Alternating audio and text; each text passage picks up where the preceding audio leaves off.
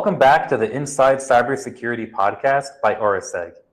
I'm your host, Daniel Rhodes, and today I'm very pleased to be joined by Sriram Uppalapati, who brings over 20 years of experience in information security. Sriram is currently a regional director at Yogosha, where he leads sales for their offensive security platform across multiple industries. He has deep expertise across offensive security, security architecture, GRC, and data security, and has worked extensively on enabling organizations to embed security directly into their business transformation efforts. Today, we'll be discussing a topic that's become increasingly central to how organizations think about security: the shift from traditional vulnerability assessments and penetration testing to more continuous adversarial approaches. Over the past few years, the threat landscape has changed dramatically. At the same time, many organizations are still relying on security testing models that were designed for a very different environment. Periodic assessments, checklist-driven testing, and tools that are often generate more noise than signal. This creates a gap between how systems are being attacked and how they're being tested. Today's conversation is really about that gap and how the industry is evolving to close it. In this session, we'll explore what's driving the shift away from traditional VAPT, where current approaches are falling short, and what continuous offensive testing actually looks like in practice. Sriram, great to have you here with us. Let's dive in. Thank you, Daniel. Let me quickly share my screen and then we'll dive deep into the actual session. I'm sharing my screen now, and then I hope you're able to see my screen, correct? Yes. Amazing. So today's topic is predominantly about how industry is transforming from traditional VAPT to offensive and continuous security testing. Let's have a look at various aspects, why the industry is moving, what factors has provoked the industry to move in this direction, and then why it is really important and relevant to all the organizations across the globe. With that, without much ado, let me jump right in. So as we see, the cyber attacks are exponentially growing from traditional attacks to new AI-based attacks.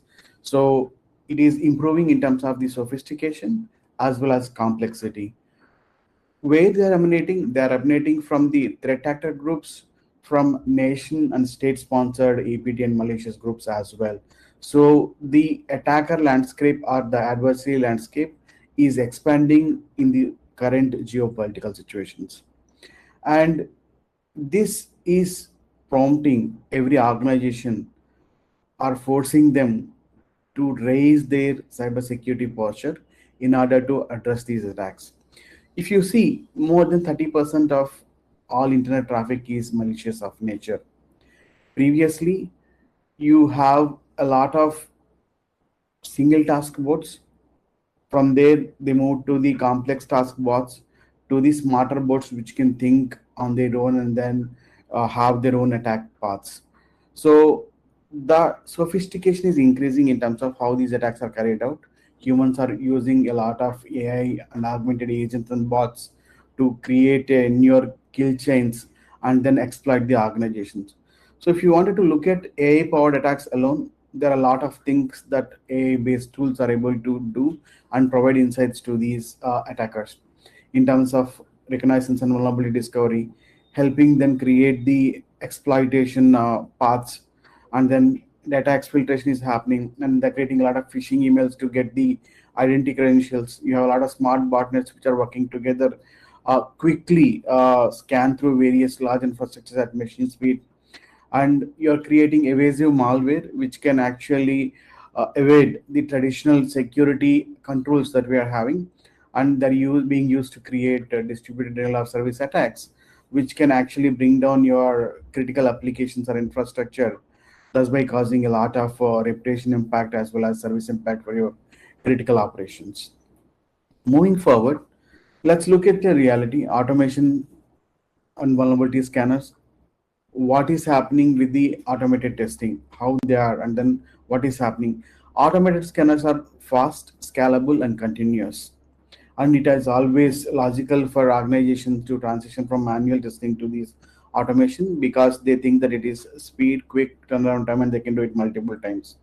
and they are giving automated results, but it's not providing the validation of the uncovered vulnerabilities.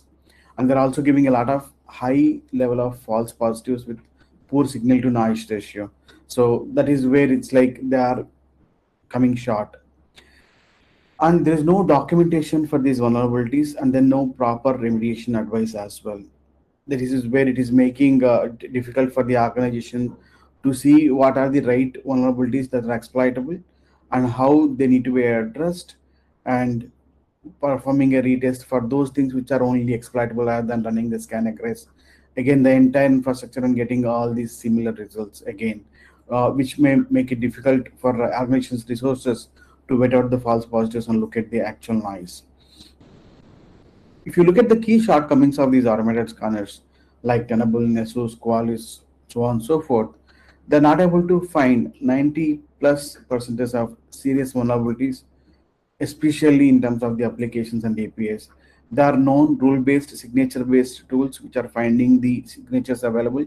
However, they're missing a lot of complex, critical, serious vulnerabilities, which may create a lot of impact for the organization. So they'll be able to only find what is asked of them, and then they're unable to find the complex ones. Again, no validation, and then very noisy, no remediation advice and consultation from a human, which makes it easy for the organization to remediate those vulnerabilities that can cause high impact, and no one to do the fixing and then helping the retesting as well. So if you look at the key shortcomings, these are the things that we have with the automated vulnerability scanners alone. If you look at traditional penetration testing, typically it is historically focused on checklist based or compliance or certification based like PCA, and it is not thorough or adversarial enough to find the critical vulnerabilities or the vulnerabilities that may cause real impact to the organizations. Most of the times it has been checklist driven, structured testing, and then it is pre-scheduled.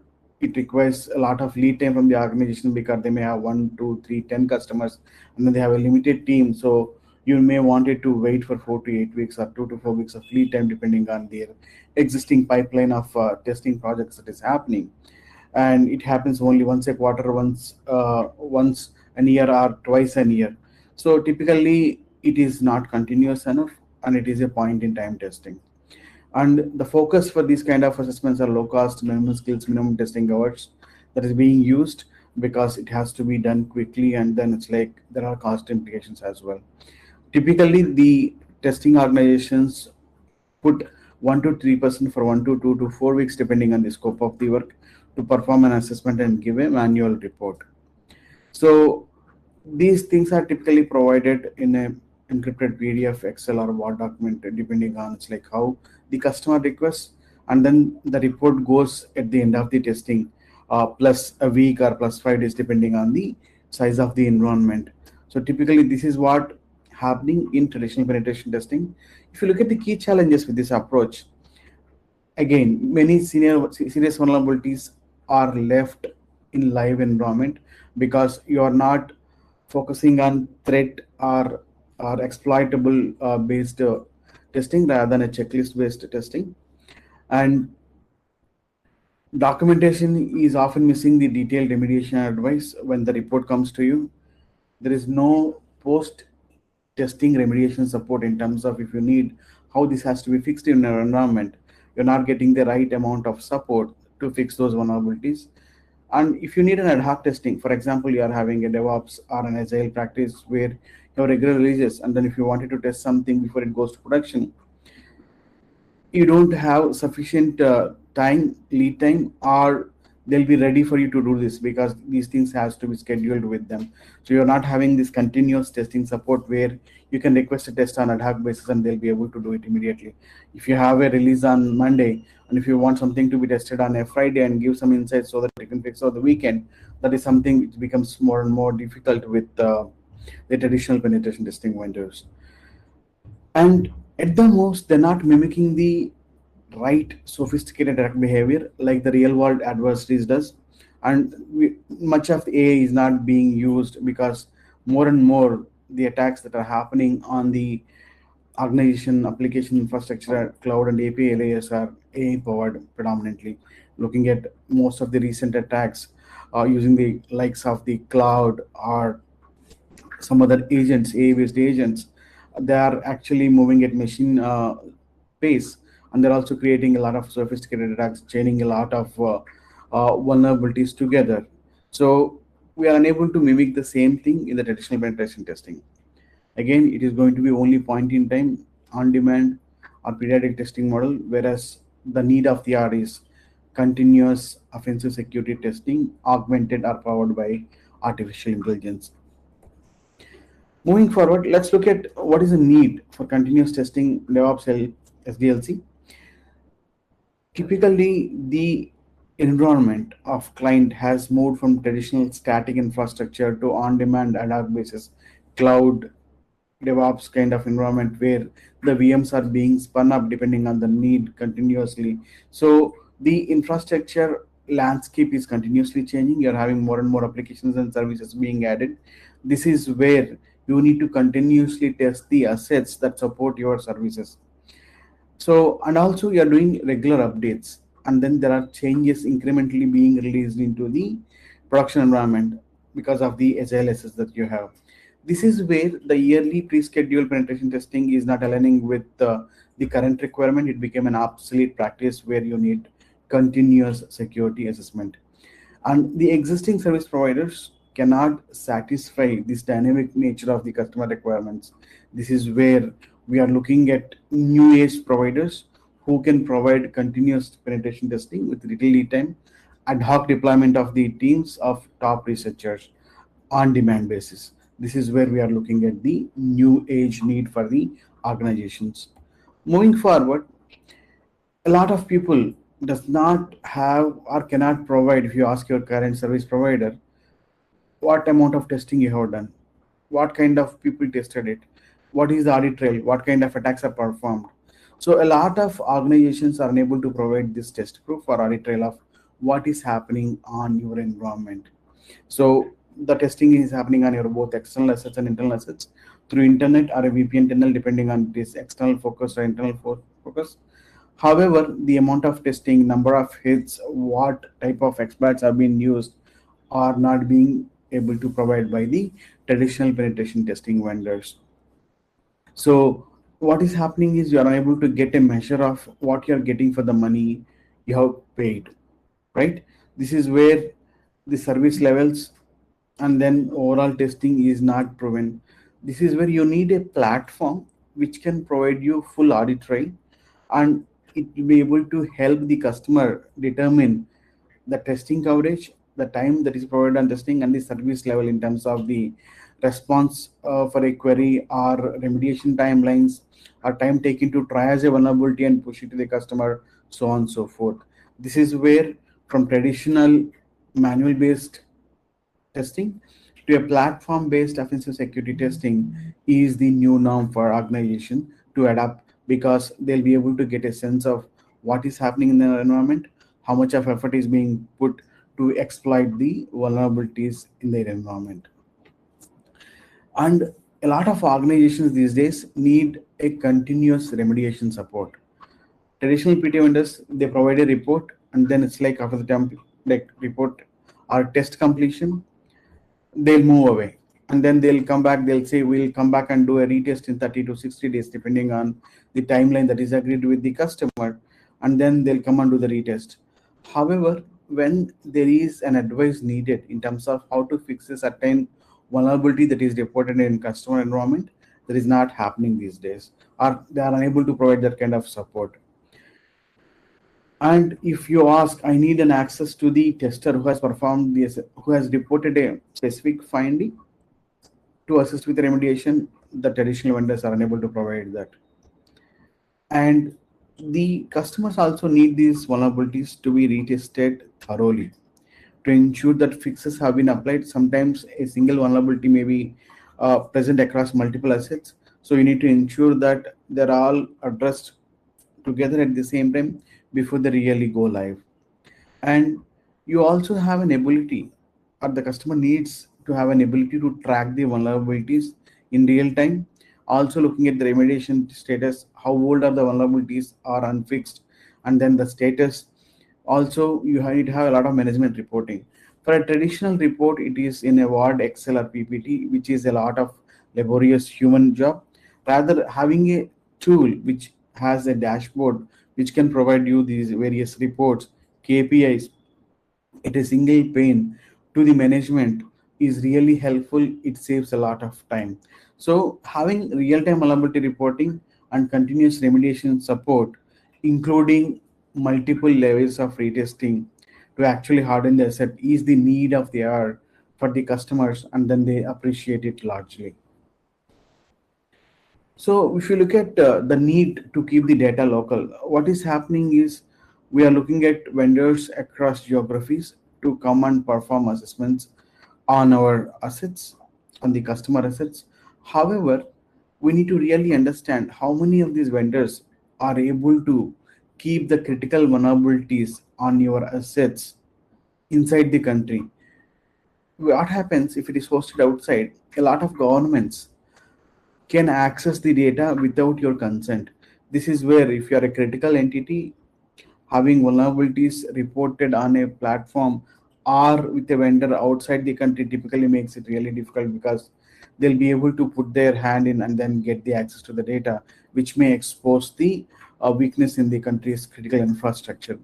So a lot of countries regulatory requirement mandate it to keep the data, which is especially critical infrastructure vulnerability data, inside the country, and it has to be controlled better in terms of having two-factor authentication and more controlled in a central location with multiple layers of security, rather than having an encrypted emails or PDF in real time. So if you have a need to keep all the data local, you need to have a provider that has a platform which resides inside the country, has a lot of security measures put around it, ensures that there is logical segregation of your vulnerabilities from others, and ensures that the data is only present inside the country and accessible to the people inside the country. So this is where the need for secure local platform becomes more and more important for the organization. So as Yogosha, we provide next generation offensive security testing. We provide various services in terms of offensive security testing. So we'll perform on-demand and continuous penetration testing and related services in terms of vulnerability disclosures, red teaming.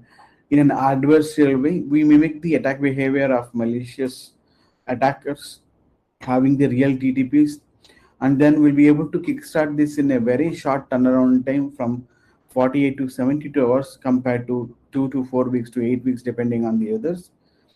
And we have a top talent of researchers, which has like 1,000+ researchers we have, where they are vetted. They are international researchers, top class.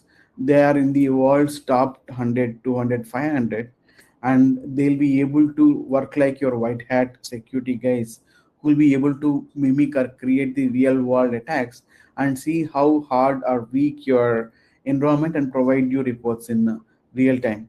And we also keep the data local, where our platform is hosted inside India on Azure, and the IPs from which all the testing happens is also from Indian public IP, and then the data stays local. If you look at the reporting of vulnerabilities, we start reporting your critical vulnerabilities within the 24 to 48 hours of starting the assessment. So we'll be reporting numerous vulnerabilities in a matter of hours and days, which were not found before. And these results are reported in real time. So when we start doing the assessment, we don't need to wait for the end of the assessment to get the results. When a report is found by the researcher, he will report it on the platform in real time, which will be triaged or reviewed by a dedicated security analyst for your organization through this, and then push it to the customer. So if there is any critical vulnerability that is identified, from the time it is identified to the time it is shared with the customer to remediate is way faster, so that we don't have any critical vulnerabilities live in environment. That means finding the critical vulnerabilities and reporting them in real time will give an advantage for the customers to fix it fast, so that we give very little time for anybody to exploit them.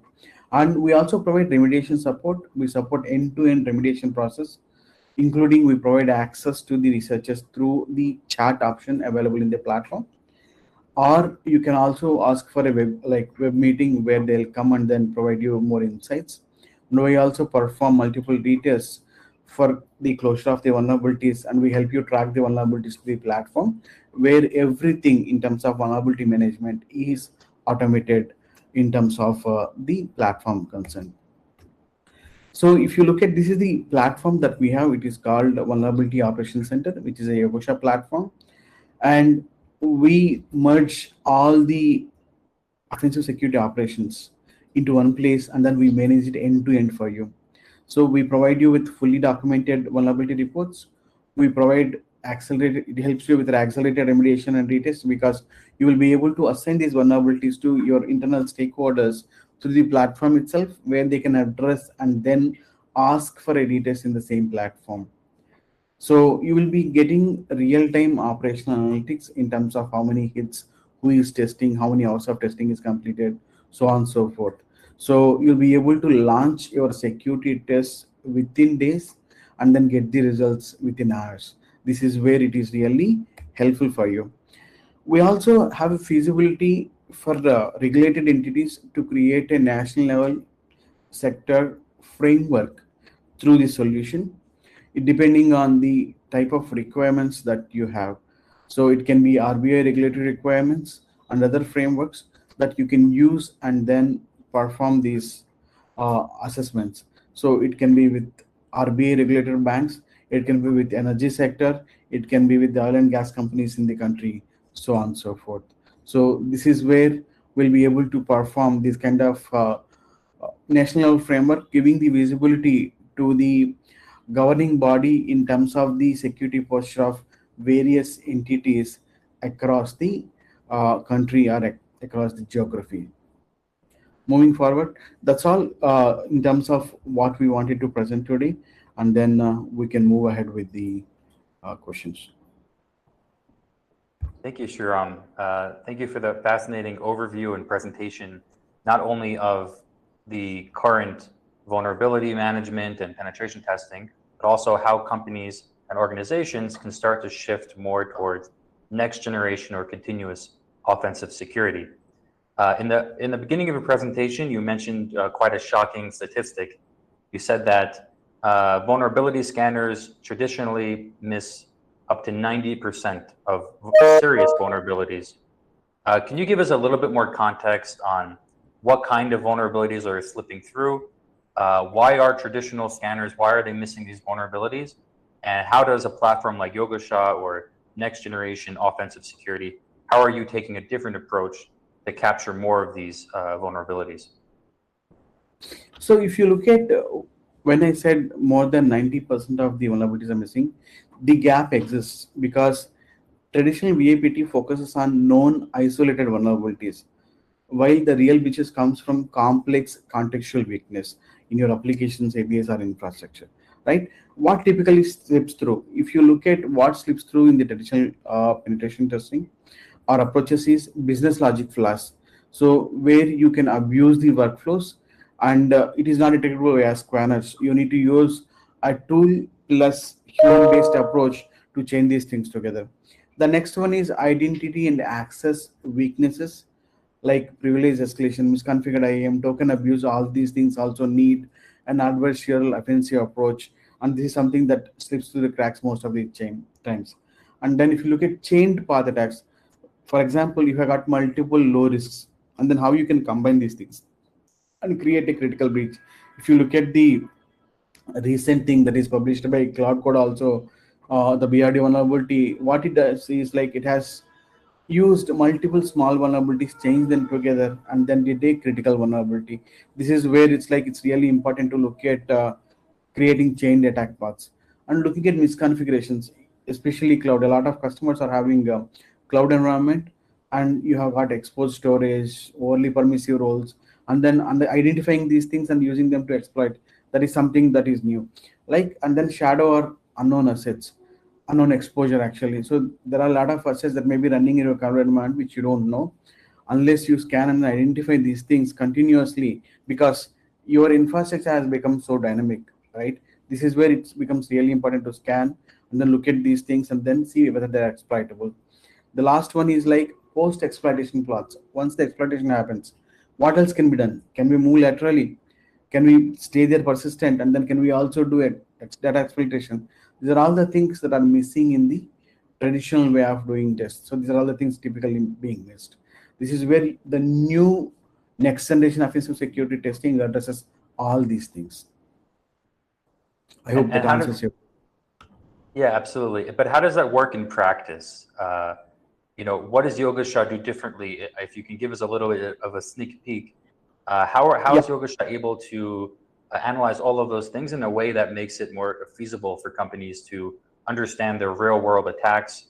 And as you mentioned, the post breach escalation and all these different opportunities for hackers to take advantage of their business in ways that, again, traditional scanners, to your point, they're just analyzing for CVEs or identified vulnerabilities without really chaining together a complex real world situation.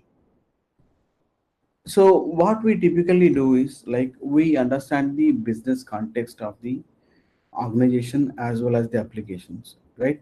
Tools cannot do that. When you are using a human assisted by the advanced tools, what we do is doing a reconnaissance, understand these things fully to understand the context. And second thing, our researchers mimic the real world attacks in terms of uh, scanning to identify what vulnerabilities are there, seeing how these vulnerabilities can be chained together and then elevate to an exploit, and then look at the continuous identity abuse and then see what can be done in terms of your tokens, privileges, and all these things continuously, and then also build custom flaws, right? Logical flaws. When you look at logical flaws and logical vulnerability, it requires a lot of understanding. We'll be able to create their own scripts, will only be able to do it. So you need researchers specific to specific area of security in terms of like application. You need someone who spent 10 plus years, who understands these things, will be able to code, who understands a lot of vulnerabilities, who has seen these kind of things day in day out,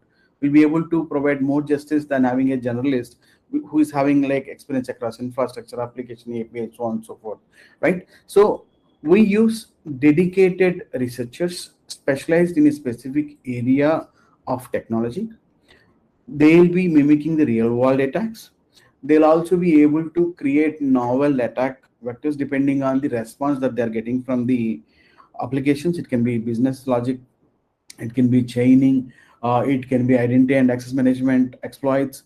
And then once something is exploited, what more can be done, what can be exfiltrated, what further can do, what kind of impact may cause.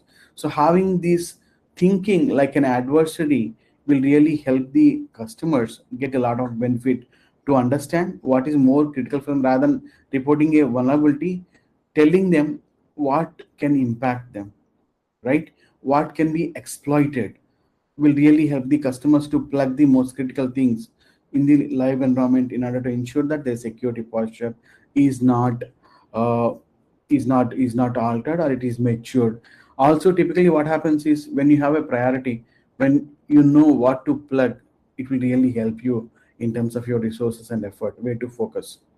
This is where Yogosha comes with an approach where humans are augmented by the latest tools and scripts that they build to perform an assessment and give you the best of the results. This is where our researchers use a lot of custom built tools and AI based tools to actually mimic the real world attacks. What is being done by the black hat people are the nemesis that they're using. Yeah. Yeah, I think you highlighted a key point there. You used the word prioritization. And I think that that's been something that a lot of security teams are really struggling with. There's a lot of noise out there, there's a lot of telemetry, a lot of data, but Yeah. cutting through it to identify, okay, what are the priorities, what are the real world risks, and how do we set our priorities as a security team? So yeah, I definitely that's a great point. Another thing you Uh, touched, yeah, go ahead. Yeah. So goal driven testing becomes really important. So when you're starting the engagement, think about what goal you wanted to achieve. is something that will really help, because we go with that mindset and we actually do continuous offensive security testing. So for a customer, the attacker is not working just once in a week and then coming back after a year. They're continuously attacking our infrastructure and applications. Whereas the security testing also cannot be point in time anymore. You need to continuously assess the application or critical infrastructure. So this is where we'll be able to we provide these kind of continuous offensive security testing, and also help with the post exploitation validation as well. This is where we're really different. Yeah, and another thing you touched on was AI, how Yogosha is using AI to help to model, real world attacker adversarial behavior. That's something, today, whenever we discover new security tools or new security companies, very often they try to present a sort of AI-centric approach to security. And it's something that I noticed in your presentation that wasn't very highlighted. You were focusing more on continuity, on prioritization, on different kinds of things like that, but you didn't talk so much about AI. And I'm wondering, what to what degree is Yogosha using AI in developing their monitoring capabilities, developing their attack patterns that they're monitoring for, and also just more on that point. You talked about security vulnerability scanners, which are automated, penetration testing, which is manual, and then we transition to this next generation of offensive security. And I'm curious, from your perspective, either within Yogosha or just generally speaking within the industry, how do you see the breakdown between automation, manual testing, and then increasingly AI-based security testing? What's the recipe for success, either within Yogosha or just generally for security teams that are trying to balance automation and manual testing? So as I see, the industry is evolving, as the testing practices are evolving from traditional automated scanning to augmented testing by scanners and then manual effort, to AI based testing, or AI based or AI assisted testers for validation and then reporting continuously is what is happening. So one shift is like from one time VAPT to continuous offensive security testing. And then, as I told you, we use best of the researchers and best of the tools. When I mentioned tools, they are traditional tools, there are AI based tools, and there are scripts that are custom developed by the researchers as well. So we use a better mix of these things. That's what I have mentioned in the earlier slides or the earlier discussion. So we heavily rely on that. And we also rely on, for triaging, we have our own MCP server, which can be connected to the customer environment. So we will do the triage of the reported vulnerabilities and be able to push to them seamlessly, creating tickets in Jira and so on and so forth. That is something that we are doing. We are also having our native AI scanner, which scans the customer environment and provides the vulnerabilities identified with the exploitation scores, which will be used by the researchers to perform the actual exploit and report the findings. So typically what is happening is, from traditional to AI augmented testers is what is going towards we are going towards. This is what we are going to see more and more, because attackers are also using AI. So as testers also, we use a lot of AI to perform these assessments mixed with human intelligence to find the critical vulnerabilities and then do that discovery and evaluation at machine speed, so that we are ahead of the attackers. So if you look at the moment, traditionally it started with scanners, then scanners augmented by the some of the traditional licensed or open source tools.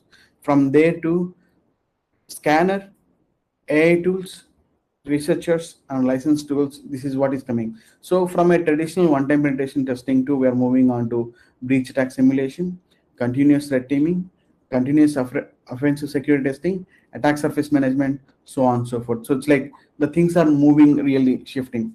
So initially, if you take the testing used to happen 80 to 90% on tools and then 10% on validation, from where these times are, it's like 40 60%. 40% of manual and then 60% of automated. Going forward, it is going to be 80% of tool AI-based testing and 20% of guiding the tools to chain things together, and then having governance and perform novel attacks and then provide the results to the organizations. This is how I see things are evolving going forward, Daniel. Okay, great. Another thing you touched on early in the presentation is this gap regarding remediation or mitigation, how traditional tooling, it helps to point out some vulnerabilities, but then it kind of leaves the remediation to the security team that oftentimes doesn't know exactly what's the best approach. I'm curious, I've spoken to some of the security leaders I've been speaking to. They're interested in AI in terms of identification or monitoring, but even more so, they see a lot of value in AI helping them in mitigating their vulnerabilities. So some kind of a chatbot or a security assistant that has access to their data, maybe it plugs into their SIM or into Yogosha if they use it, and then helps them to understand the findings and then to remediate the findings. So a kind of AI specialist that they can a teammate or that they can work with. How do you see that moving forward in terms of AI not only being used in the detection part of the life cycle, but also in the remediation aspects? So when you look at the configurations or typical settings, remediating a vulnerability in terms of infrastructure configuration or cloud configuration is something that I can see immediately happening using an AI agent. A lot of things are being tested as we speak, and then they are effective to a certain extent. If you're talking about the application layer remediation, still there is some time to go before it's like you'll be able to remediate your application or API level flaws or your supply chain flaws.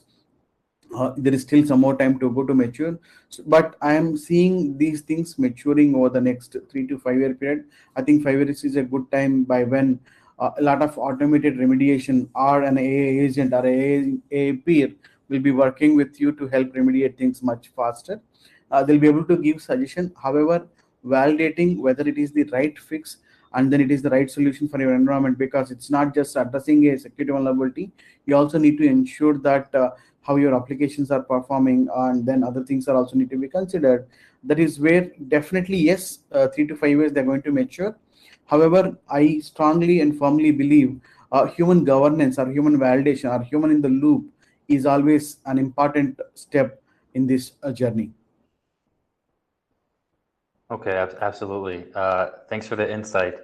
Turning towards data localization, this is something you touched on in your presentation as well. That a lot of countries or corporations, they have strict guidelines on where their data can be sent, where it can be stored, where it can be processed. Use the example of in India and how Yogosha helps companies to perform all their testing within India. I'm curious, Yogosha is a global corporation, works all around the world. How do you see that go by region by region? Do you have any insight into how companies around the world or different regions, how they're thinking about geography as a risk factor? I know in Europe, of course, they have the GDPR, which requires data to be stored locally. In the EU, you mentioned India as well. The US is maybe more of a complicated story. Maybe there's more private companies privately are creating guidelines. But just like a high level view, how do you think about data localization and geography as a major risk factor for companies to consider? Given how you've highlighted in your presentation, I'm curious if you can just give us a little bit more of context on that element. So I'll make a statement. So if you're relying on overseas platform for vulnerability data, it is not just a technical risk, it is a strategic or sovereignty risk. This is how various countries across the geographies are looking at, especially when it is coming to the critical infrastructure or platforms. It is the same in India for regulatory sectors. It is the same in Middle East. It is the same in Europe and then USA. If you look at India as a focus, Typically, we have got RBI, which says that any data, vulnerability data that is pertaining to financial institution has to stay in India. And then we also have another regulations like DPDPA, which says that any data that is related to the residents of India, what certain rates has to stay inside. It cannot go outside. And then they also promote regular testing depending on the cycles. It may be continuous. So these things are already in place. Same thing happens to Middle East. UAE has got their own data privacy law. They have information security regulation. They have got information assurance standard, which mandates the localization of data. That's where the platform has to be inside the country to ensure that all the vulnerability data resides inside the country and ensure that it stays that way. KSA has their own rules and regulations like NCAACC, SAMA, CATC, so on and so forth, which mandates the vulnerability data of critical infrastructure to reside inside the country. So, as more and more geopolitical instability evolving, people wanted to keep data locally, which ensures the sensitive data stays inside the country and is only be accessible to the relevant entities. Nobody can put their hand and take this data. If you look at US, they can actually access a lot of data without your consent as well when they wanted to, when they show uh, security of the nation. So more and more countries are pushing towards the localization because of sensitivity, judicial risk it may have, and also it's like not having control and visibility on these critical vulnerabilities. So the way ahead is to have localized platforms which can host the vulnerable data inside, provide access based on the need to know basis, and then divide the assets which are being tested by different people so that they'll be able to only see those kind of assets and then report the findings inside the platform and leave. And also having a lot of local researcher community to perform these activities if the country chooses to work with only the people from within the country as well. So geographical spread of the researchers, having platform available locally, having data available locally is the most important thing for the organization, and it is a success story for any vendor who will be able to achieve all these three. Very That's interesting. what we. So you're saying the localization that you're talking about is not only in terms of data storage, but also in terms of research and manual efforts as well. That also being performed locally. Very Yeah. interesting. We touched on things like continuity, continuous penetration testing. We touched on artificial intelligence, localization. Another very big trend right now in the security field is something they call zero trust or shifting left, security by design, DevSecOps. A lot of names for this, but the idea is that we should be baking security into our platforms, into our products, into our digital infrastructure. I'm curious, how does what our discussion today and next generation security testing or offensive security, how does this relate to, let's say, the SDLC or the CI/CD pipeline? How should DevOps people be thinking about how they can best use a platform like Yogosha or next generation security testing? How are they able to leverage all the benefits that we spoke about today in a way that improves their development without slowing down their velocity? That's an amazing question, actually. So DevOps is or DevSecOps is one environment where things are really dynamic. It can be the assets that they use, it can be the releases that they have. So one thing that we always say is like security shouldn't be a gate. So you should check the known list. No, it should be embedded as a guardrail within the development lifecycle across. What I mean this, what I mean by this. So the key is shifting from blocking to enabling them to do better, to do well, to do faster, to do smarter. What does it mean? One, you need to automate early. That's where the shift left is all about. So have your static application security tooling or static code analysis tools, and then you need to scan your secrets in your code commits before it actually pushed. right? And then second is contextual testing in the pipeline itself. Okay, test only what is changed, don't test the entire thing, right? That is incremental scanning, which will actually help you move faster. And you need to have risk based gating. You don't need to block everything, block only critical exploitable issues.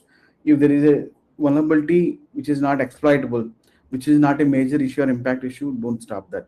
This is where you'll be able to focus on what is important most, what is the risk for you, and then it's like you can move forward. And you need to parallelize your security along with the development.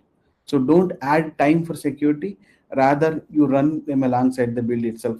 For example, if you have a SaaS engine while they are developing, when there is an error in the code or a third party library, it will give you the real time feed to the developer, and then they'll fix it. Only thing that you need to do is, like, before it goes, you need to scan, understand what are the gaps, or do a quick manual review and then give you the things. So rather than adding time for security, make it as a part of the process, which is really smooth for them to run. And you need to continuously validate post deploying. This is where the shift right comes, right? So when it is running, you need to do runtime testing. You need to simulate the attacks. You need to look at your attack surface management in terms of how you manage, how you fix things, if there is something that is found in the next incremental cycle, right? So this is where you are going to shift the way the developers are looking at. So you need to make it invisible to the developers, but it is impactful in terms of the risk. When there is a risk, it has to be addressed immediately, so as to ensure that cybersecurity maturity is high for the DevSecOps or DevOps based organization. These are my 2 cents for this. Thank you. I think we have time for just one more question. So we've kind of covered a lot of space here, a lot of ground, from automated security scanners to penetration testing, and then now to this new space that we find where we have much more capabilities. Even a small security team has access to so much capabilities today than ever before. I'm curious if we can get a sneak peek from the you're on the front ground, you're on the front lines rather of security innovation, and I'm curious, what do you see in the pipeline, either again within Yogosha or just generally in the sector? Of course, there's a lot of hype around AI. I know Microsoft, for example, has recently released AI-based penetration testing, and of course that's where the hype is. But I'm curious, from the ground level where you're at, what are some of the exciting things that are already in the pipeline that security teams can already be thinking about, already be preparing for as they start to prioritize where they're going to invest into the next 2, 3, 4 years? Are there any, just a couple of things that you can point out that we can already start thinking about today that's coming down the pipe? Yeah. So if you look at immediate change that need to be done, from one time or periodic VAPT to continuous offensive security testing, this is something that need to be adapted by various organizations immediately. It is the need of the hour, where it's like you are testing and validating in real time of your security posture. This is the must thing that they do. So as you are moving forward, AI augmented attackers are increasing. So you need to have more AI augmented testers, right? So attackers are using a lot of AI based tools for recon, for phishing, and then looking at exploit discovery, right? Same way, you need to use AI based or AI augmented testers to perform these things better, faster, quicker, so that you'll be able to remediate them fast. Next thing I see is, from looking at your vulnerability discovery, you need to move into exploitability validation, right? So the customers are really not worried about the findings. They are asked only that is important for them. Can actually a vulnerability be breached and cause a impact or measurable impact to the customer? That is what they're more interested in, and that is what they wanted to plug fast, right? And looking at AI more and more, what is happening is, you use a lot of AI tools along with the manual assessment. So it's like the testers use AI tools to perform a lot of these assessments, and then you automate a lot of vulnerability management using AI. and then you create more and more large language models or your own vulnerability lake or exploit lake and connect it to your various other engines. When you find an exploitable vulnerability, you actually push it into your vulnerability management queue, you push it into your SIM to see if something similar is there in any of the things, and then they can correlate and see if there is any event that can really exploit an organization. So identified vulnerabilities will be fed into multiple systems in order to ensure that no existing vulnerability available across your infrastructure and application landscape.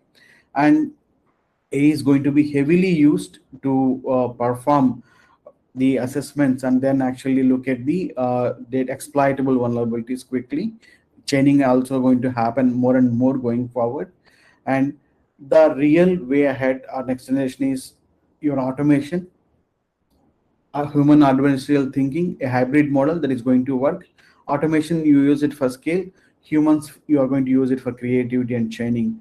This is where the real value for the organization is going to come from. And identity, as I say, is going to become one of the key vector for the attacks going forward, because more and more these things are using identities to exploit things. AI is using a lot of identities and misconfigurations. So these are my 2 cents for this. So the vendors who will survive are the ones who will simulate real attackers continuously, not just scan and report, who are augmented by AI based tools. And then organizations are going to use AI more and more to defend their boundaries, applications, and configurations. These are my 2 cents, Daniel. Excellent. That's all the time we have for today, but I really enjoyed this conversation with you. It was very informative and just a pleasure to get to talk with you and learn more about how far we've come in terms of security testing, and then what still lays ahead for security teams. Thank you so much for your time today, Sriram. I hope to have you back on the podcast not long in the future. Thank you so much. Yeah, Daniel. Thanks for your time. I appreciate it.